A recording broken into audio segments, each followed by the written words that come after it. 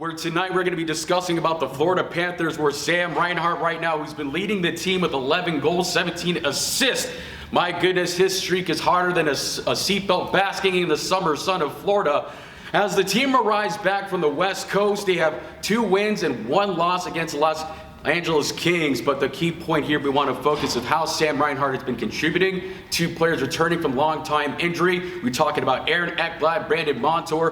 When they returned back, they added that little bit of juice as they went to face the Ducks and see their former teammate Frank Vetrano, who's also been having a hot streak in the NHL. Currently, as it stands, the Florida Panthers are second in the division in Atlantic, chasing right behind the Boston Bruins.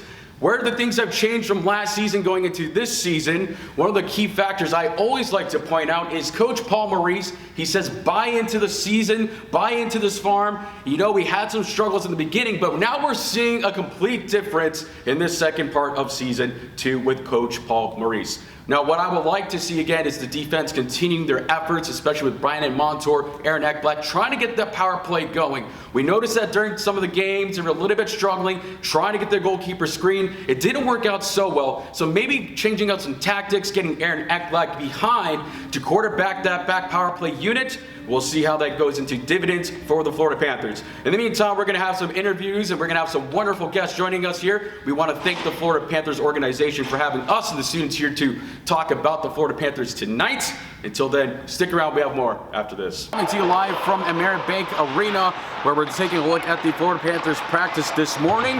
As we want to confirm, we have not seen Alexander Barkov in this practice, but we're seeing that Matthew Tkachuk is moving up, practicing on some shots with Anthony Stolarz, who's been the backup for Sergei Bobrovsky. We're curious to see how this is going to be implemented. We don't know the full update on Barkov just yet, but we're taking a look at seeing the line changes that they've been able to make. Until then, we're going to have more updates coming up soon. Hi, Anton. Nick Cruz with FL Media. You know, coming into this practice morning, you're moved up to the center line with Verhaeghe and Reinhart.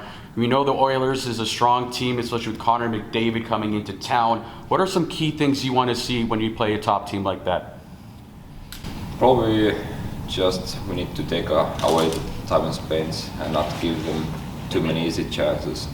So we don't want to do easy mistakes. We want to play together and of course try to defend well, not give them too much, because we give them the score and get into the game. So just trying to play the same way we've been playing and believe that we're going to get the result we want from that.